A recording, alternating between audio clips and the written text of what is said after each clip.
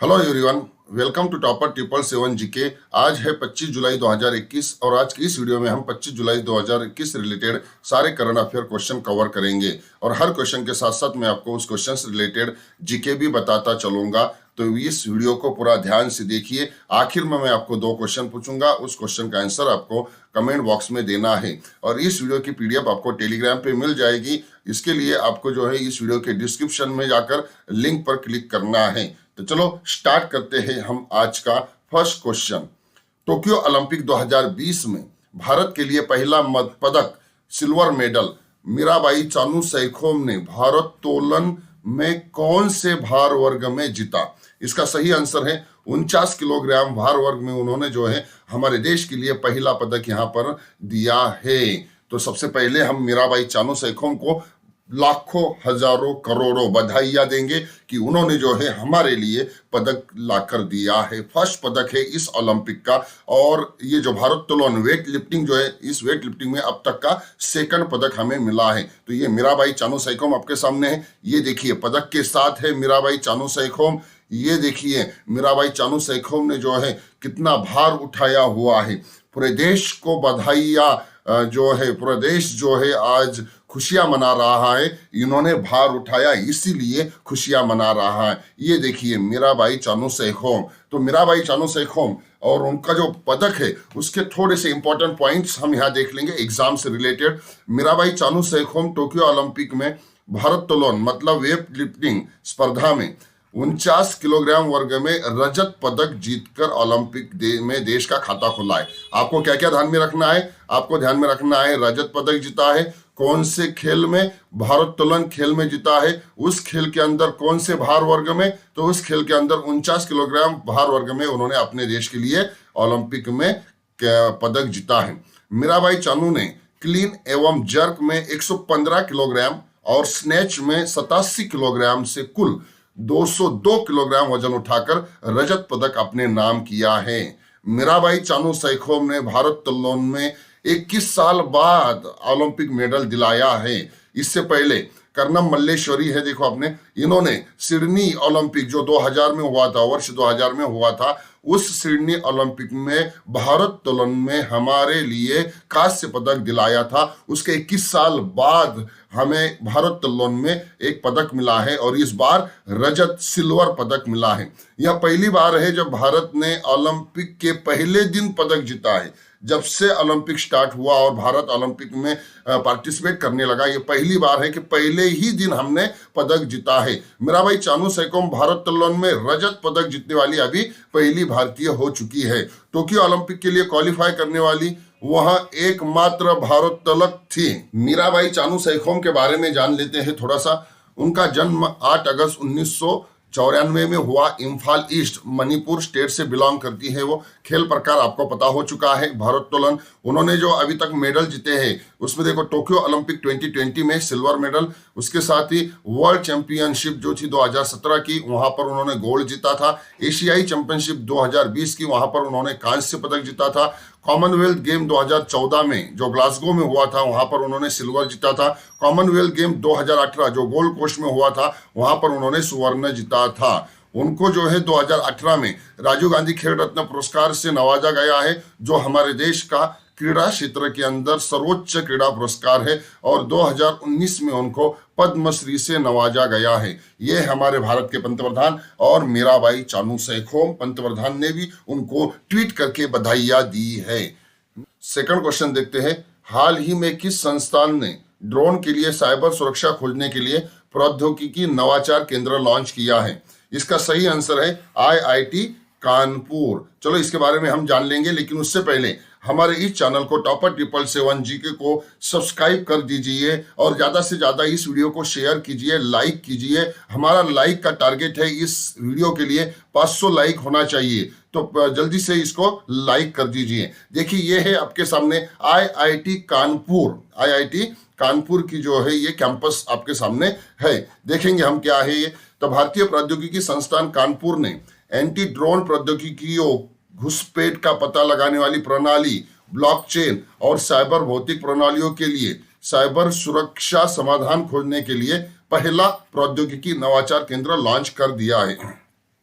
IIT Kanpur का यह प्रौद्योगिकी नवाचार केंद्र महत्वपूर्ण बुनियादी ढांचे सहित साइबर स्पेस की सुरक्षा पर ध्यान केंद्रित करेगा।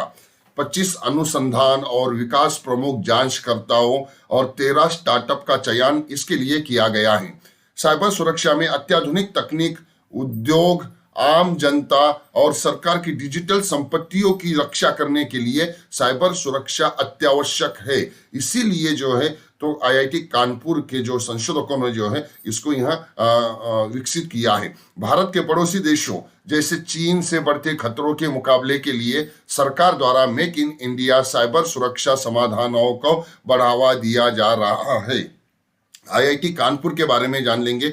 गठन हुआ था इसका 1959 में। इसका मोटो है तमसो मा ज्योतिर्गमय। चेयरमैन है के राधाकृष्णन, डायरेक्टर है अभय करंदीकर और लोकेशन है कल्याणपुर, जो कानपुर के अंदर है, यूपी में। अगला क्वेश्चन है 161वां आयकर दिवस इनकम टैक्स डे कब मनाया गया? इसका सही आंसर है 24 जुलाई 2021 को जो है आयकर दिवस मनाया गया है। ये देखिए, celebrating 161 years of growth and development from 1860 to 2021। चलो देखते हैं क्या है इसके बारे में। भारत में 24 जुलाई 2021 को 161वां आयकर दिवस मनाया गया। हर साल आयकर दिवस अपने भारत देश के अंदर 24 जुलाई को मनाया जाता है। 24 जुलाई को क्यों मनाया जाता है? क्योंकि 24 जुलाई 1860 को सर जेम्स विल्सन द्वारा भारत में पहली बार आयकर पेश किया गया था। और यह जो दिवस है केंद्रीय प्रत्यक्ष कर बोर्ड द्वारा मनाया जाता है। इस कर का जो उद्देश्य है, इस कर का उद्देश्य 1857 में ब्रिटिश शासन के खिलाफ स्वतंत्रता के पहले युद्ध के दौरान ब्रिटिश शासन को नुकसान की भरपाई करना। इसलिए जो है ये कर स्टार्ट किया गया था। किसके द्वारा? अंग्रेज सरकार के द्वारा, ब्रिटिश शासन के द्वारा जेम्स विल्सन ने जो है तो ये स्टार्ट किया था। 24 जुलाई 2010 को पहली बार भारत में आयकर दिवस के रूप में मनाया गया था। केंद्रीय प्रत्यक्ष कर बोर्ड जो है इसका गठन 1924 को हुआ था। इसका मुख्यालय नई दिल्ली के अंदर है और फिलहाल के अध्यक्ष हैं जगन्नाथ विद्याधर मोहपात्रा। नेक्स्ट क्वेश्चन, 23 जुलाई 2021 को निम्नलिखित भारत के किस स्वतंत्र सेनानी की जयंती मनाई गई? इसका सही आंसर है पर्याय ए और बी। 23 जुलाई को जो है चंद्रशेखर आजाद इनकी जयंती होती है और बाल गंगाधर तिलक इनकी जयंती होती है। तो इन दोनों की जयंती 23 जुलाई को मनाई गई। चलो देखते हैं इंपॉर्टेंट पॉइंट। सबसे पहले हम देखेंगे बाल गंगाधर तिलक। इनका जन्म जो है 23 जुलाई को हुआ। इनका जन्म 23 जुलाई 1856 को हुआ महाराष्ट्र के रत्नागिरी जिले में। इनका निधन जो है 1 अगस्त 1920 को हुआ मुंबई में। बाल गंगाधर तिलक को भारतीय स्वतंत्रता संग्राम के प्रारंभिक नेताओं में से माना जाता था। उन्हें जो है लोकमान्य की उपाधि से सम्मानित किया गया था, इसलिए उन्हें लोकमान्य तिलक भी कहा जाता है। वो पेशे से वकील थे। राष्ट्रपिता महात्मा गांधी ने उन्हें आधुनिक भारत के निर्माता के रूप में संबोधित किया था। उन्होंने भारतीय स्वतंत्रता संग्राम के समय स्वराज मेरा जन्म सिद्ध अधिकार है और मैं इसे लेकर रहूंगा, यह नारा दिया था। लोकमान्य तिलक लाला लाजपत राय और बिपिन चंद्रपाल के साथ लाल बाल पाल की जो टिकड़ी थी, उस टिकड़ी का हिस्सा लोकमान्य तिलक भी थे, जिसे गरम दल कहा जाता था। 1916 में बेलगांव में Akhil Bharatiya home rule league की स्थापना उन्होंने की थी और गीता रहस्य और आर्कटिक होम नामक किताबें उन्होंने लिखी हैं। अब हम देखेंगे ये है लोकमान्य तिलक। उनकी जो जयंती होती है, ये जयंती 23 जुलाई को मनाई जाती है। चंद्रशेखर आजाद के बारे में जान लेते हैं। उनका जन्म 23 जुलाई 1906 को हुआ था मध्य प्रदेश के भावरा गांव में। निधन उनका 27 फरवरी 1931 को हुआ था इलाहाबाद के आजाद पार्क में। वहां स्वयं को गोली मारकर उन्होंने आत्महत्या की थी। जब ब्रिटिश सैन्य द्वारा चारों ओर से घिरने के बाद उन्होंने खुद को गोली मार के आत्महत्या कर ली थी। महज 26 साल की उम्र में जो है उनका जो है निधन हो गया था। भारत के असहयोग आंदोलन के दौरान मात्र 15 वर्ष की आयु में वे राष्ट्रीय आंदोलन का हिस्सा बने थे। राम प्रसाद बिस्मिल द्वारा गठित हिंदुस्तान रिपब्लिक एसोसिएशन में वे शामिल हो गए थे। काकोरी ट्रेन रॉबरी, असेंबली बम घटना, लाहौर में सॉन्डर्स की हत्या जैसी घटनाओं में भी वे शामिल थे। चलो देखते हैं उनका तस्वीर। ये देखिए, ये है महान क्रांतिकारी चंद्रशेखर आजाद जी। उनके जयंती पर उनको कोटि कोटि नमन। अगला सवाल, हाल ही में उपराष्ट्रपति एम वेंकैया नायडू ने पल्लीकू पट्टाभिषेकम नामक पुस्तक का विमोचन किया है। इसके लेखक निम्नलिखित कौन है? पल्लीकू पट्टाभिषेकम, इसका सही आंसर है पूर्व सांसद यालमंचिली शिवाजी। पूर्व सांसद यालमंचिली शिवाजी। देखिए, भारत के उपराष्ट्रपति के रूप में कार्य करते हुए एम वेंकैया नायडू ने पल्लीकू पट्टाभिषेकम पुस्तक का विमोचन किया है। पुस्तक के लेखक पूर्व सांसद यालमंचिली शिवाजी, और यह पुस्तक जो है ग्रामीण भारत और कृषि पर आधारित है। चलो अगला सवाल, यूनेस्को द्वारा वर्ष 2023 के लिए वास्तुकला की विश्व राजधानी किस शहर को घोषित किया गया है? इसका सही आंसर है डेनमार्क की राजधानी कोपनहेगन। कोपनहेगन ये जो है एक सुंदर शहर है। ये आपके सामने देखिए, इस तरह से ये सुंदर शहर हमें नजर आएगा। कोपनहेगन जो डेनमार्क की राजधानी है, ये देखिए कोपनहेगन जो शहर है ये आपके सामने और है, एक सुंदर शहर है। देखेंगे इसके इंपॉर्टेंट पॉइंट। संयुक्त राष्ट्र शैक्षिक, वैज्ञानिक और सांस्कृतिक संगठन यूनेस्को ने डेनमार्क की राजधानी कोपनहेगन को 2023 के लिए वास्तुकला की विश्व राजधानी के रूप में नामित किया है। Sustainable future leave no one behind, इस विषय के अंतर्गत इंटरनेशनल यूनियन ऑफ आर्किटेक्ट का 28वां विश्व परिषद की मेजबानी कोपनहेगन शहर करेगा। ये जो इंटरनेशनल यूनियन ऑफ आर्किटेक्ट का विश्व परिषद जो होती है वो हर 3 साल में होती है, 3 साल में एक बार होती है। अभी 2023 में होनी है और उसकी मेजबानी कोपनहेगन शहर करेगा। इस तरह की 27वीं जो विश्व परिषद थी वो 2020 में हुई थी, और वास्तुकला की विश्व राजधानी 2020 की रियो डी जानेरियो थी जो ब्राजील के अंदर है, और ये परिषद भी वहीं हुई थी रियो डी जानेरियो में। और 2016 का ओलंपिक जो है रियो डी जानेरियो में हुआ था। यूनेस्को के बारे में अगर देखेंगे तो इसका गठन 16 नवंबर 1945 को हुआ। इसका मुख्यालय जो है पेरिस के अंदर है जो फ्रांस में है। डायरेक्टर जनरल ऑड्री ओजुले है। Parent organisation United Nation economic and social council है, और इसके सदस्य हैं 193। नेक्स्ट क्वेश्चन, पहला इंटरनेशनल ड्रोन ड्रिल मतलब सैन्य ड्रोन अभ्यास जिसको नाम दिया गया है ब्लू गार्डियन का आयोजन कहाँ किया गया? इसका सही आंसर है इजराइल। इजराइल के अंदर जो है पहला इंटरनेशनल ड्रोन ड्रिल हुआ है। देखिए, इस तरह से जो ड्रोन होते हैं, ड्रोन का जो है अभ्यास किया गया, और इसमें कुल 6 देश शामिल हुए थे। ओके, 6 देशों के सैन्य ड्रोन का ब्लू गार्डियन नामक अंतरराष्ट्रीय अभ्यास का आयोजन इजराइल नाम के देश में किया गया। इजराइल एयरफोर्स द्वारा इसका आयोजन किया गया, और इसके अंदर 6 देश थे। इजराइल के साथ France, United kingdom, United states of America, Germany और इटली ने इस ड्रोन अभ्यास में भाग लिया। अभी देखेंगे इजराइल के बारे में। देखो, इजराइल की राजधानी है जेरूसलेम। कार्यालयीन भाषा यहाँ पर हिब्रू है। हिब्रू के साथ साथ अरबी भाषा भी यहाँ बोली जाती है।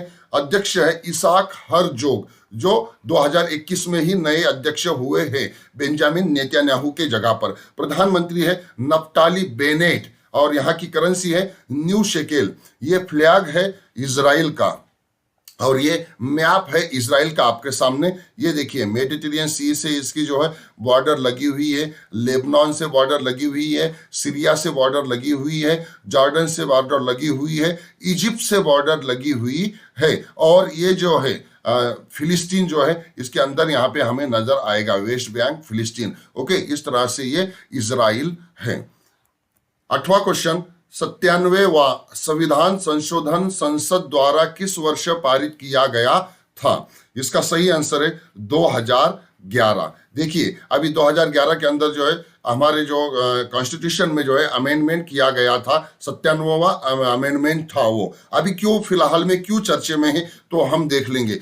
उसके इंपॉर्टेंट पॉइंट देख लेते हैं। हाल ही में सुप्रीम कोर्ट की 3 न्यायाधीशों की पीठ में देश में सहकारी समितियों से संबंधित 97वां संशोधन अधिनियम और संविधान के भाग 9B के हिस्से को रद्द कर दिया है। 97वां संविधान संशोधन दिसंबर 2011 में संसद द्वारा पारित किया गया था। कब पारित किया गया था? दिसंबर 2011 में, और 15 फरवरी 2012 से इसे लागू कर दिया गया था। यह जो संशोधन संविधान के अनुच्छेद 368(2) के अनुसार अनिवार्य आधे राज्य विधानसभाओं के अनुसमर्थन के बिना पारित किया गया था। इसीलिए जो है वो रद्द कर दिया गया है, सहकारी समितियों से रिलेटेड है। और हमने अभी हमारे देश के अंदर जो है सहकार मंत्रालय की गठन किया है। संविधान का भाग 9B निगमन बोर्ड के सदस्य और उसके पदाधिकारियों की शर्तों और सहकारी समितियों को प्रभावी प्रबंधन से संबंधित है। अनुच्छेद 368 के बारे में अगर देखेंगे तो इसके अनुसार राज्य सूची के विषयों में परिवर्तन करने वाले संशोधन के लिए आधे राज्य विधानसभाओं का अनुसमर्थन आवश्यक है। ओके, इसलिए जो है तो अभी 97वां संशोधन किया गया है संविधान के अंदर, और उसके अंदर जो हिस्सा था उसको रद्द कर दिया गया है। हाल ही में नेक्स्ट क्वेश्चन देखेंगे, हाल ही में यूरोपीय संघ का कौन सा प्रमुख सदस्य इंटरनेशनल सोलर अलायंस ISA में शामिल हुआ है? इसका सही आंसर है स्वीडन। स्वीडन हाल ही में जो है ISA मतलब इंटरनेशनल सोलर अलायंस में शामिल हो गया है। जुलाई 2021 में यूरोपीय संघ के एक प्रमुख सदस्य स्वीडन ने ISA में शामिल होने के लिए रूपरेखा समझौता की पुष्टि कर ली है। ISA एक वैश्विक पहल है जिसका उद्देश्य है ऊर्जा सुरक्षा को बढ़ाने और जलवायु परिवर्तन के कारण आने वाली चुनौतियों से निपटने के लिए सौर ऊर्जा और टिकाऊ समाधान प्रदान करना। स्वीडन ने 2040 तक 100% नवीकरणीय बिजली प्राप्त करने का महत्वाकांक्षी लक्ष्य निर्धारित किया है। स्वीडन के बारे में अगर देखेंगे तो स्वीडन की राजधानी स्टॉकहोम है, प्रधानमंत्री है स्टीफन लोफवन और उनकी मुद्रा है स्वीडिश क्रोनर। ये देखिए, ये है हमारे दुनिया का, हमारा वर्ल्ड का मैप, ये आपके सामने है। और इस वर्ल्ड मैप में अगर देखेंगे हम तो ये देखिए, यहाँ पर है मेरा भारत महान, और यहाँ से हम इधर जाएंगे तो ये यूरोप में जो है ये जो नजर आ रहा है आपको लाल रंग में, ये है स्वीडन। इसको बड़ा करके देखेंगे, ये देखिए ये स्वीडन का मैप आपके सामने नजर आ चुका है। ये है स्वीडन, यहाँ पर है उसकी राजधानी स्टॉकहोम, इसकी यहाँ पर राजधानी है। Next question, an ordinary life portrait of an Indian generation नामक पुस्तक किसने लिखी है? इसका सही आंसर है भारत के पूर्व चुनाव आयुक्त अशोक लवासा। ये भारत के पूर्व चुनाव आयुक्त थे, इन्होंने लिखी है। ये देखिए किताब की पोस्टर अशोक लवासा लिखी थे, an ordinary life portrait of an Indian generation नाम की किताब है ये। इसके बारे में थोड़ी सी मालूमात लेंगे। सेवानिवृत्त IAS अधिकारी और भारत के पूर्व चुनाव आयुक्त अशोक लवासा ने नई बुक लिखी है। इस बुक का नाम है an ordinary life portrait of an Indian generation. Publication है हार्बर कॉलिंस। ओके, इस किताब में पिछली भारतीय पीढ़ी के ध्यान और उनके जीवन तरीकों को दिखाया गया है। अशोक लवासा के बारे में, हरियाणा कैडर के 1980 बैच के वे सेवानिवृत्त IAS अधिकारी हैं। वर्तमान में एशियाई विकास बैंक के निजी क्षेत्र के संचालक और सार्वजनिक निजी भागीदारी के लिए उपाध्यक्ष के रूप में कार्य कर रहे हैं। 2008 से 2010 तक भारत के वे चुनाव आयुक्त थे। इस तरह से 10 क्वेश्चन हमने यहाँ पर देख लिए हैं। कल जो आपको मैंने क्वेश्चन पूछे थे उस क्वेश्चन की अगर हम आंसर देखेंगे तो देखिए, मिस इंडिया USA 2021 का किताब किसने जीता? तो ये देखिए फोटो नजर आ रहा है आपको, वैदेही डोंगरे। इन्होंने जो है मिस इंडिया USA 2021 का किताब अपने नाम कर लिया है। हाल ही में किस संस्थान द्वारा ऑक्सीजन राशनिंग डिवाइस एम्बलेक्स विकसित किया गया है? इसका सही आंसर है देखो IIT रोपड़। और बहुत सारे बच्चों ने जो है तो इसका आंसर लिखा है कमेंट में। तो जो भी क्वेश्चन ऑफ द डे है उसका ज्यादा से ज्यादा आंसर आपको कमेंट में लिखना है, और कमेंट में जाके पढ़ना भी है कौन क्या लिख रहा है। आज के क्वेश्चन ऑफ द डे, पहला क्वेश्चन है हाल ही में किसके द्वारा man portable anti tank guided missile का सफल परीक्षण किया गया? ये 4 ऑप्शन आपके सामने है, इसका आंसर आपको कमेंट में देना है। ब्रिटिश उच्चायुक्त की तरफ से अलेक्जेंडर डेल रिम्पल पुरस्कार हाल ही में किसे दिया गया है? ये 4 आंसर है, और इसका आपको जो है ये 4 ऑप्शन है, इसका आंसर आपको कमेंट बॉक्स में देना है, ज्यादा से ज्यादा इसके बारे में लिखना है। तो देखिए दोस्तों, आज का वीडियो हमने यहाँ तक देखा है। इस वीडियो अगर वीडियो आपको पसंद आता है तो इस चैनल को सब्सक्राइब कीजिए, बेल आइकन दबाइए, वीडियो को लाइक करना मत भूलिए, और आपके जितने भी फ्रेंड सर्कल है उसमें शेयर करना मत भूलिए। तो आज के लिए इतना ही, मिलते हैं अगले वीडियो में। तब तक जय हिंद, जय भारत।